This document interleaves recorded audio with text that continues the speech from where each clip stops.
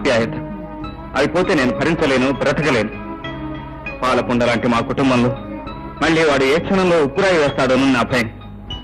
భయం అన్న మాట మీ నోట వినడం నాకు ఆశ్చర్యంగా ఉంది. వాడి సంగతి నీకు తెలియదు సుధా. మీ సామర్థ్యం నాకు తెలుసు.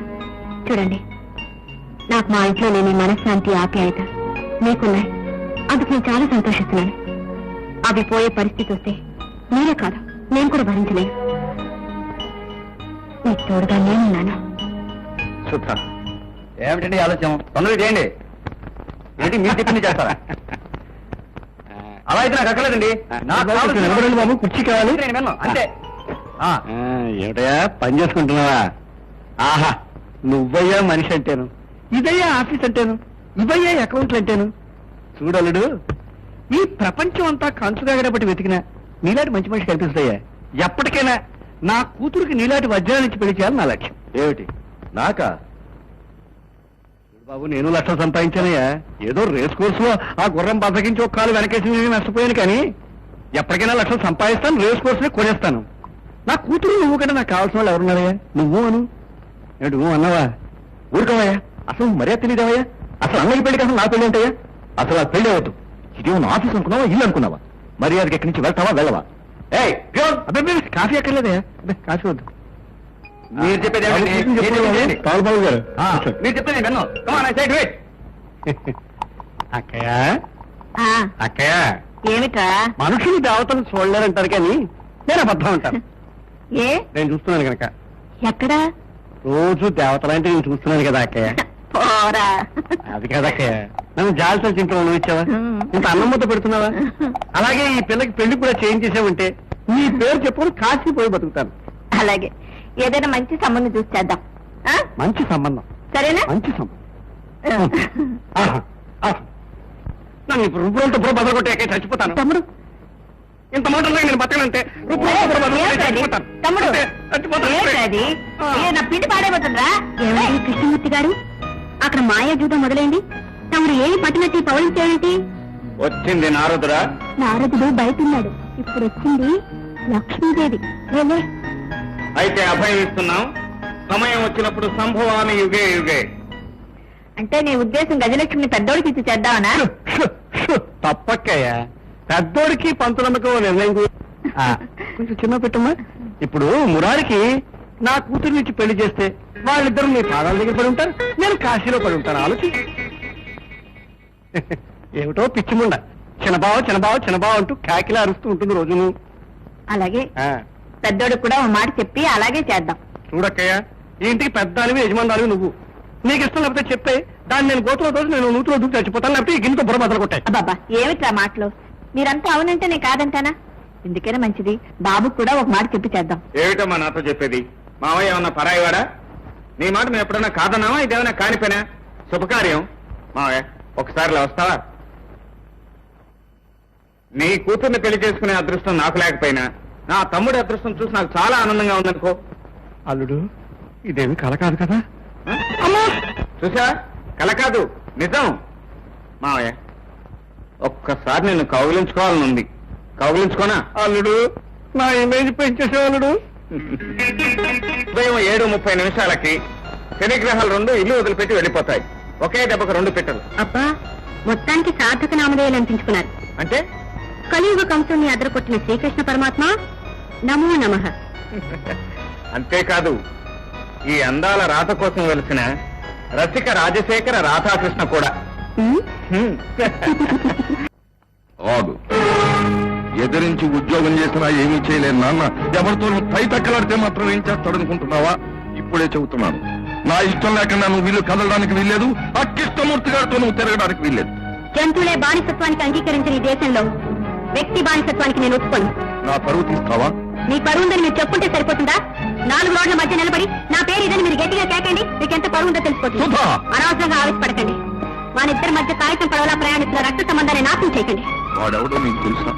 నాకు శత్రువే, అనుక్షణం నన్ను ఆడుతున్నవాడు. దుర్మార్గాన్ని అంతం చేయాలని చూసే ఆ గుణమే నాకు నచ్చింది. అందుకే అతనితో చేయగలిపాను. మీరు కాదంటే మీ ఆస్తిని, మీ అంతస్తుని, మీకు సంబంధించిన సమస్తాన్ని వదిలిపెట్టి వెళ్ళిపోతాను. అలా నువ్వు తీర్మానించుకున్నంత మాత్రం సరిపోతుందా? నీకు ఇష్టం లేకపోయినా బలవంతంగానే సరే నా ఇష్టం వచ్చిన వాడికి ఇచ్చి నీ పెళ్లి జరిపిస్తా. Don't think I am a slave here. I know what I am and I know what to do and I know how to teach a lesson to you. Behave yourself. నీకు మానాత్మానాలు లేవు, సిగ్గు లేదు, వెళ్ళి బురద గుంట్లో పడి తావు అని ఆవిడ అన్నారండి. ఆ మాట అమ్మాయి అన్నా నువ్వు తర్జుమాలు. రాజభాష నుంచి రాష్ట్ర భాషలోకి వచ్చేసరికి ఆ మాత్రం డిఫరెన్స్ ఉంటుందండి. డిఫరెన్స్ ఉంటే పర్వాలేదు, తేడా ఉంటే మాత్రం నేను ఒప్పుకోను.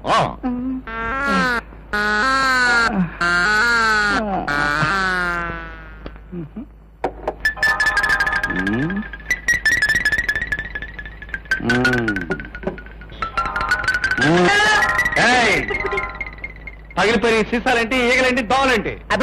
దోమలు కదండి, మంచం దులిపండి, నల్లులండి. సీసాలు పగిలిపోతాయి. మీకేం కావాలి సార్? ఉండు, మా స్పెషల్ ఆఫీసర్ వస్తున్నాడు. స్పెషల్ ఆఫీసర్ ఉండాలా అండి? స్పెషల్ ఆఫీసర్ దేనికుంటాడు? మున్సిపాలిటీకి ఉంటాడు. నీకు అసలు లైసెన్స్ ఉందా? షాపుకి లైసెన్స్ ఉండరా సార్? ఉండాలా? ఉండాలి. ఇదిగో మా ఆఫీసర్ వస్తున్నాడు, నీ కొట్టు ముగించేస్తాను. అది ఇప్పుడు ఇక్కడికి వస్తారా సార్?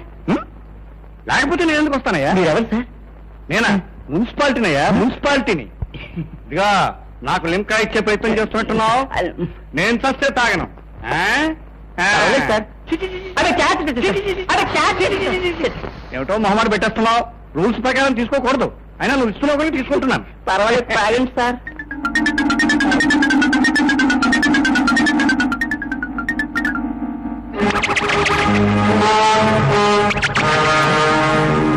అదే సార్, మీ ఆఫీసర్ ఇంకా రాలేదు కదా సార్? రాకపోవడం ఏంటయ్యా, ఆవిడే మా ఆఫీసరు. దారితో వెళ్ళిపోతున్నట్టుంది, వెళ్ళి తీసుకొస్తాను. దారిలోనే సర్దుబాటు చేసేయండి సార్. సర్దుబాటు చేసేస్తాను, నువ్వేం కొట్టు పెట్టా, నీ లైసెన్స్ అక్కర్లేదు, ఆగే వ్యాపారం చేసుకో. హాయ్.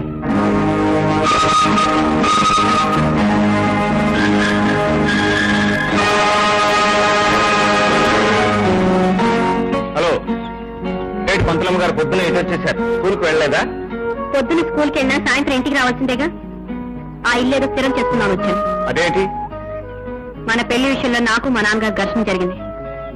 ఇంకెంతో కాలం ఇంట్లో ఉండే అవకాశం లేదు. అయితే నీకు ఇప్పుడు అత్తవారిల్లు కావాలన్నమాట. ఏమయ్యా కృష్ణమూర్తి, సుధా, మగపెళ్లి వారింటికి వెళ్ళటానికి మీ నాన్నగారు ఎలాగూ రారు. ఆ బాధ్యత నేను తీసుకుంటాను. కృష్ణమూర్తి, మీ ఇంటికి వచ్చి మీ అమ్మగారితో మాట్లాడి ముహూర్తం నేను పెట్టిస్తానయ్యా. మీరు మా ఇంటికి రావటం అంత అదృష్టమా? మీరంటే మా అమ్మకు కూడా ఎంతో గౌరవం. నన్ను కన్నబిడ్డలా చూసుకుంటారని, మీరెంతో ధర్మాత్మరాలని ఎప్పుడూ అనుకుంటూ ఉంటుంది. మా ఇంటికి మీరు వస్తే అమ్మ ఎంతో సంతోషిస్తుందో. అమ్మ రాజమ్మ, నీ సంగతి తెలుస్తాను. ఇదే మా ఇల్లు, రండి.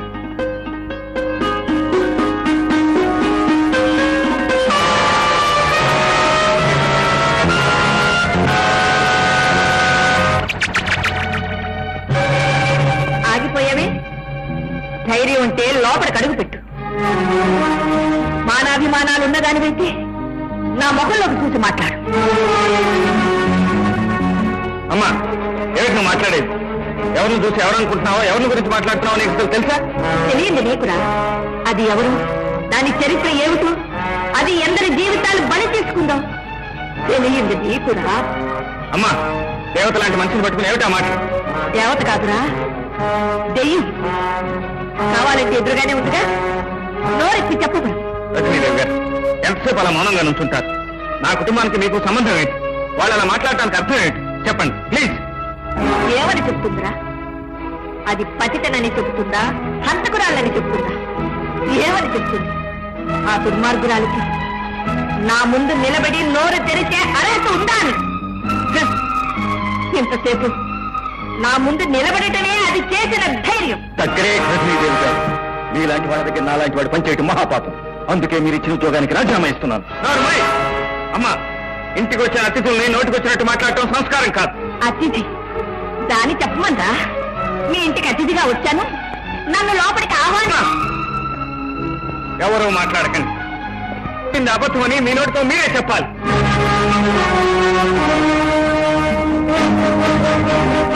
చెప్పండి ప్లీజ్.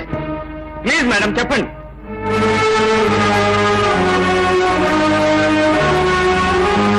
పతితనని చెబుతుందా, హంతకురాలని చెప్తుందా?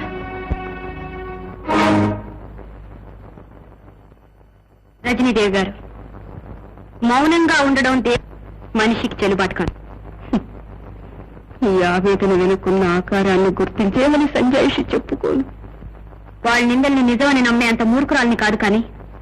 నువ్వైనా మిమ్మల్ని దేవతలా చూసుకునే ఆ కృష్ణమూర్తికైనా చెప్పి అతన్ని ఓదార్చాల్సిన బాధ్యత. ఈ రోజు మొదటిసారిగా మా వాళ్ళని చూశాను. వెనుకటి ద్వేషం వాళ్ళలో ఇంకా కనిపించింది. ఇన్నాళ్ళుగా నా దగ్గర పనిచేసినలో లేనని తెలిసి అతనికి ఏమని సమాధానం చెప్పాలని నా గుండె బరువెక్కింది. రజనీదేవి గారు, మీరు చెప్పే నిజాన్ని కల్పించే అసత్యాన్ని దేన్నైనా సరే వినటానికి సిద్ధపడే వచ్చాను. ఏమండి, ఆవిడ మీ మేనత్త? కొత్తగా తెలిసిన బంధుత్వం కోసం అడగటానికి రాలేదు. పాత మమకారాన్ని తెంచుకోలేకొచ్చాను. రజనీదేవి గారు, మా అమ్మ ఆవేశానికి మీ మౌనానికి మధ్య ఉన్న సంబంధం ఏంటి? తెలియాలా? అవును. తెలుసుకుని ఏం చేస్తావు? అపనిందైతే దాన్ని సృష్టించిన వాడిని తగలబెడతాను. నిజమని రుజువైతే నాకు నేనే ధరించుకుపోతాను. వద్దు బాబు, అంత బాట నాకు. నీకు చెప్తాను. ఒకనాడు అయిన వాడికి చెప్తే అపహాస్యం చేసిన కథను, స్థానానికి చెబితే అబద్ధమని కొట్టివేసిన కథను నీకు మళ్ళీ చెప్తాను. నిజమని నమ్మగలిగితే విని తీర్పు చెప్పు. నీ నాన్న నేను అన్నా చెల్లెళ్ళు. అన్నయ్యకు వదిలికి ఇష్టం లేకపోయినా నేను లాయర్ చంద్రశేఖరం గారిని కులాంతర వివాహం చేసుకున్నాను. నా వివాహాన్ని సమర్థించలేని అన్నయ్యతో తెగతింపులు చేసుకుని నేను ఇల్లు విడిచి వెళ్లిపోయాను. ఆ బాధ తట్టుకోలేక మీ నాన్న మనసు వెక్కాడు. మీ మామయ్య అదే సమయంలో ఇంట్లో చేరి మీ నాన్న వ్యాపారంలో భాగస్థుడైన భూషయ్యతో చేయి గలిపి ఆస్తి కాజేశాడు. కేసు కోర్టుకొచ్చింది. మిస్టర్ జస్టిస్, ఆ విధంగా రంగనాయకులు గారి ఆస్తిని ఆయన వ్యాపారంలో భాగస్థుడైన భూషయ్య గరుత్మంతరావుతో కలిసి దురాలోచన చేసి కాజేశాడని మనవి చేస్తున్నాం. అంతేకాకుండా గరుత్మంతరావు తను కలిసి కుట్ర పన్ని అనారోగ్యంతో మంచం పట్టిన రంగనాయకులు గారి దగ్గర దొంగ సంతకాలు సేకరించాలని కూడా మనవి చేస్తున్నాం. దానికి సంబంధించిన డాక్యుమెంట్స్ అన్ని సాక్ష్యాధారాలతో సహా త్వరలోనే కోర్టు వారికి సమర్పించుకుంటాం. కనుక నమ్మక ద్రోహం చేసిన గరుత్మంతరావుకి, ఆస్తి కాజేసిన భూషయ్యకి కఠిన శిక్ష విధించవలసిందిగా కోరుతున్నాను. ఎక్కడికి వెళ్ళావా? మీరు కేసులో గెలవాలని ముక్కుకు వచ్చాను. అంటే రేపు నీ కేసు గెలిచిన తర్వాత నేను గెలిచినట్ట, నీ దేవుడు గెలిచినట్ట? నేను నమ్ముకున్న దేవుడు నా దేవుని గెలిపించిన. మొత్తానికి లాయర్ భార్య అయినందుకు నువ్వు మెరికలు తిప్పి మాట్లాడడం నేర్చుకున్నావు. రామయ్య, అమ్మా, దేవుని గుళ్ళో అర్చన చేయించాను, వెళ్ళి తీసుకురా. మరిద్దరికి భోజనం వడ్డించి పర్వాలేదులేరా. మీ అమ్మగారు మూడు కన్నం వడ్డిస్తే ఏం కరిగిపోదు. ఏమండి, మీరు కేసులో గెలిచి తీరాలండి. అన్నయ్యకి మన పెళ్లి ఇష్టం లేకపోయినా నా వాటా ఆస్తి అమ్మి ఫిక్స్డ్ డిపాజిట్ లో వేసి పంపాడు. అలాంటి వ్యక్తిని ఇలాంటి వాళ్ళు నాశనం చేస్తుంటే చూస్తే ఎలా ఊరుకోవడం చెప్పండి. అందుకే కదా టోయ్ నేను కావాలని నీ కేసు టేకప్ చేశాను. చూడు, నిన్ను నా ఇంటికి తీసుకొచ్చేటప్పుడు లక్ష్మీదేవిని పోగొట్టుకున్నట్టుగా మీ అన్నయ్య బాధపడ్డాడు. ఇప్పుడు ఈ కేసు గెలిచి ఆ లక్ష్మీదేవిని ఆ ఇంట్లో అప్పగించి మరీ వస్తాడు. లాయర్ గారు, ఏమిటోర్మా వెళ్ళేందుకు తీసుకొచ్చావు? మిమ్మల్ని కలిసి ఏదో లావాదేవీలు చేసుకుంటానంటూ తీసుకొచ్చాం. ఇలా నిలబడి మాట్లాడుకుంటే బాగుంటుంది సార్. అలా పక్కకెళ్ళి కూర్చొని వివరంగా మాట్లాడుకుందాం రండి. అక్కర్లేదు, చెప్పండి. తమరు అలా కసుగుసమంటే మేమేం చెప్పగలం? నువ్వు ఆగురుడా, నేను మాట్లాడతాగా.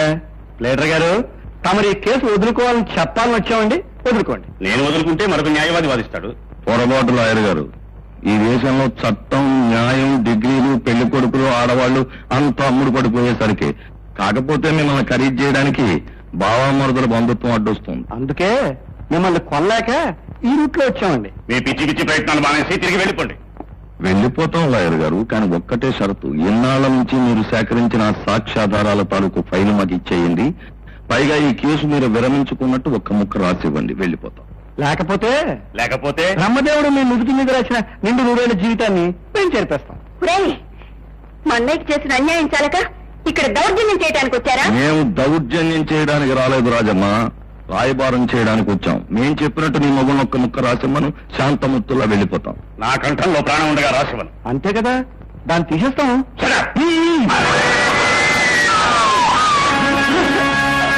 బావా, నువ్వు ఉద్రేకి పడకుండా ఉంటే నీకు మంచి శుభార్త చెప్తాను బావా. ఏమిటండి? ఏం లేదు, మీ చెల్లెలు వాళ్ళ ఆయన్ని కట్టుబడి చంపేసింది. రాజమ్మ తన భర్తను హత్య చేసిందా? అవును బావా, మన ఇంటి పరువు తీసి ఒక కులం తక్కువ పెళ్లి చేసుకుంది. అంతటితో ఆగకుండా మరొకరితో అక్రమ సంబంధం పెట్టుకుంది. ఆ విషయం వాళ్ళ ఆయనకి తెలిసిందని వీడు కంగారు పడింది, కట్టుబడి చంపేసింది. గరుత్మంతరావు, ఎక్కడో అక్కడ తప్పుడు పని చేస్తే గాని, ఎవరి మీద ఒకరి మీద నిందలు వేస్తే గాని నీ జీవితం గడవు. నువ్వు చెప్పే అబద్ధాలు వినటానికి నేను... అవునండి, నా కళ్ళారా చూశాను. ఒక భార్య భర్తనే హత్య చేయడం చూసిన దౌర్భాగ్యుని నేను ఒక్కడనేమో. దారుణం, మహాదారుణం. హత్య చేసిన అంతకుడు ఎప్పుడు తను చేయలేదనే చెబుతాడు. నీ కేకలు నమ్మి నిజాన్ని నిర్ణయించలేనంత తెలివి తక్కువది కాదు ఈ న్యాయస్థానం. చూడండి మిస్టర్ వర్మ, ఈ రజనీదేవి గారు చంద్రశేఖరం గారిని హత్య చేయడానికి కారణం ఆవిడ కొనసాగిస్తున్న అక్రమ సంబంధమేనంటారా? కాదు బాబు, ఆ విషయం చంద్రశేఖరం గారికి తెలియటం. ఆయన అప్పటికీ సౌమ్యంగా ఈ విషయం నిజమేనా, ఇలా ఎందుకు చేశావు అన్నాడో లేదో హఠాత్తుగా చంపేసింది. నేను చాటుగా చూసి బతికి బయటపడ్డాను కానీ లేకపోతే ఈ సాక్ష్యం చెప్పడానికి కూడా ఇవాళ నేను మిగిలి ఉండేవాడిని కాదు. నేను ఆయన్ని చంపానన్నమాట వినటానికి భయంకరంగా ఉంది. వాదాలన్నీ పరిశీలించిన పిదప పై సాక్ష్యాధారాలను బట్టి రాజమ్మ హంతకురాలని నిర్వివాదంగా నిరూపించబడింది. This is a cold blooded murder. కనుక ఈమెకు 10 సంవత్సరాలు కఠిన కారాగార శిక్ష విధించడమైనది. చూడు రాజమ్మ, ఆదర్శవంతమైన మొగుళ్లను కట్టుకున్న ఆడవాళ్ల జీవితాలు అడవి పాలు, రాళ్ల పాలు, జైళ్ల పాలు. తప్పదు. తప్పదని తెలుసుకునే వెళ్తుందండి పాపం. భూషయ్య, నువ్వు చంపింది నా భర్తనే కాదు, కోర్టులోని న్యాయాన్ని కాదు, నాలోని ఆడ మనసుని.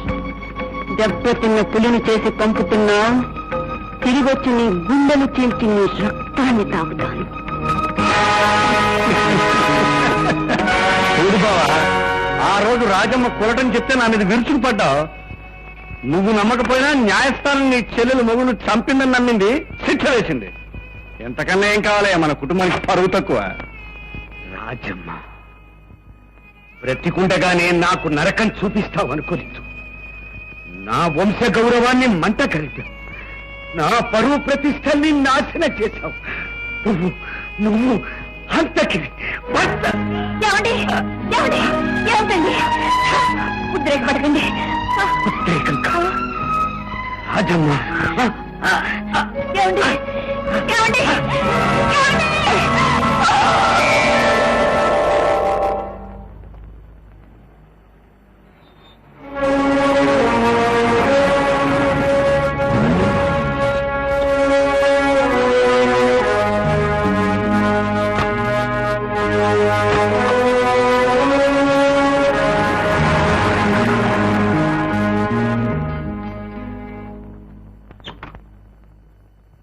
జైలు నుంచి వచ్చాక భూషయ్య గారిని ఏదో చేస్తారని శపథం చేసేవాడు కదా, అందుకే నీ శవాన్ని ఆయన కానుగ్గా ఇస్తానని.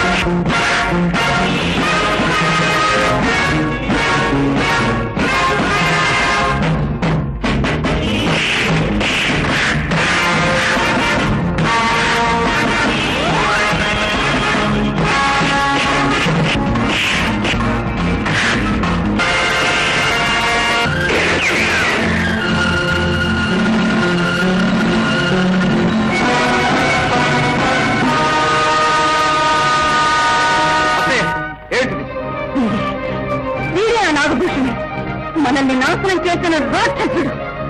శిక్ష అనుభవించి బయటకు వచ్చినప్పటి నుంచి దీన్ని సాధించడం కోసం, పగ తీర్చుకోవడం కోసం రగిలిపోతున్న నాకు నువ్వు సాధనంగా దొరికావు. అనుకున్నది సాధించే ప్రయత్నంలో నువ్వు వజ్రాయుధంలా కనిపించావు. నా పగ నీ ద్వారా సాధించదలుచుకున్నాను.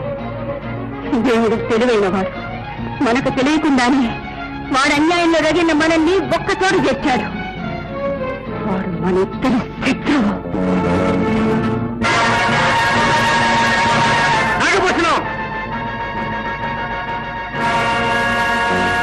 ఎందుకు వచ్చావు? 2 తరాలుగా నువ్వు అనుభవిస్తున్న నా ఆస్తిని తిరిగి స్వాధీనం చేసుకోవడానికి, నా మేనత్త రజనీదేవికి జరిగిన అన్యాయానికి ప్రతీకారం తీర్చుకోవడానికి. నువ్వు రంగనాయకుడు కొడుకువా? పెద్ద కొడుకుని. తండ్రి ఎందుకు చనిపోయాడో తెలియకుండా అమాయకంగా తలకొరివి పెట్టిన వాణ్ణి. ఇప్పుడు నీ తల ఒరిగిపోయేలా చేయడానికి వచ్చాను. చాలా శ్రమపడి వచ్చావు, కానీ అదంత సులభం అనుకుంటున్నావా? నువ్వు కనుకుంటున్నావా? ఇప్పుడే నిన్ను నీ భవంతిని తునాతునుకలు చేసి భూస్థాపితం చేయగలను. కానీ నీ శరీరంలో అన్ని పార్ట్లతోనూ నాకు పనింది గనక ఏ పార్ట్కి ఆ పార్ట్ మిగిల్చి వెళ్తాను. కానీ నేను తలుచుకుంటే నువ్వు ఇక్కడి నుంచి తిరిగి వెళ్ళలేవు అని తెలుసుకోలేకపోతున్నావు. అన్నీ తెలుసుకుని నువ్వేమిటో తెలుసుకుని నిన్నేం చేయాలో తెలుసుకునే వచ్చాను భూషణం. చాలా ఆలస్యంగా తెలుసుకున్నావు. నువ్వు తెలుసుకునేసరికి నేను చాలా ఎత్తుకెదిగిపోయాను. ఎత్తునున్న వాడేరా నేల కూలిపోయేది. మరుగే కుక్క కరవదు. నీ కాళ్ళు తీసేయాలనే ఉంది, రావాలి. నీ చేతులు నరికేయాలని ఉంది, కానీ అవి నా తల్లికి చేసిన ద్రోహానికి ఆమె కాళ్ళు పట్టి క్షమాపణ చెప్పాలి. నీ నాలుక ముక్కలు ముక్కలుగా కోసేయాలనుంది, కానీ అది నా కుటుంబానికి జరిగిన అన్యాయాన్ని కోర్టులో ఒప్పుకోవాలి. అందుకే తాత్కాలికంగా వీటన్నిటినీ వదిలేసి వెళ్తున్నాను. నా మాట విని కాళ్ళ మీద నిలబడతావో నెత్తి మీద తెచ్చుకుంటావో నీ ఇష్టం. బాబు ఆయన చివరిలో ఏం చెప్పిందంటే, నాకు అర్థమైంది వాడు ఏం చెప్పాడో. నువ్వు నోరెట్టుకు వెళ్ళు. అమ్మా, ఏ చేసిన తప్పు ఒప్పుకోవటానికి వచ్చావా? లేదురా, తప్పు నీదేనని చెప్పడానికి వచ్చాను. అత్తయ్యను అనవసరంగా నట్టింట్లో నిలబెట్టి నింద వేశారు. నీకేం తెలుసని నింద మోపారు. ఏ సాక్ష్యాధారాలు చూశామని దోషిగా నిలబెట్టారు. మీరు విన్నదే న్యాయం అయితే, ప్రతివాడు చెప్పింది నిజమైతే రామాయణంలో సీత కూడా పద్ధతిగా నిలబడి ఉండేది. నువ్వు దాని విషపు కూడు తింటున్నావని దాన్ని సమర్థిస్తున్నావా? ఇంత వంట దాన్ని కృంగదీసింది. అది చేసిన ఘాతకం నా సౌభాగ్యాన్ని నాశనం చేసింది. నా బిడ్డల బ్రతుకు వీధుల పాలు చేసింది. ఘాతకి అసలు ద్రోహం చేసిన వాళ్ళు హాయిగానే బ్రతుకుతున్నారు. తప్పుడు సాక్ష్యాలకు చేయని నేరాలకు బరైపోయింది అత్తయ్య. శత్రువునైనా ప్రేమించడం మన సాంప్రదాయం. అలాంటి కుటుంబంలో పుట్టి నాకు తల్లి వేయండి, సాటి ఆడదాని గురించి ఇంత నీచంగా ఎలా మాట్లాడుతున్నావమ్మా? ఆవిడ గురించే కాదు, నీ గురించి కూడా మాట్లాడాలి. నువ్వు తిన్న చాలక ఆ ఎంగిల్ కుర్త మమ్మల్ని ఎందుకు? వాడెందుకు నా నోరు మియ్యాలి? ఆ నీచురాలి అండ చేరి దానితో చేతులు కలిపిన నేరానికి సిగ్గుతో నువ్వు నా నోరు మియ్యాలి. లేదమ్మా, మీరు ఊహించిందంతా నిజం కాదు. అత్తయ్య జరిగిందంతా చెప్పింది. అదేం చెప్పిందో నువ్వే విన్నావు. అదంతా నాకు అనవసరం. సిగ్గున్న వాడివైతే, పౌరుషం ఉన్నవాడివైతే ఈ జన్మలో నీ మొక్క నాకు చూపించుకో. అమ్మా, అమ్మా ఎవరా నీకు అమ్మా? ముందు నువ్వు ఇంట్లోంచి వెళ్ళు. వెళ్ళవు, వెళ్ళరా? నువ్వు వెళ్ళకపోతే ఇంటిన పాటికి ఇంత విషం ఇచ్చి వాళ్ళని చంపి నేను చస్తాను.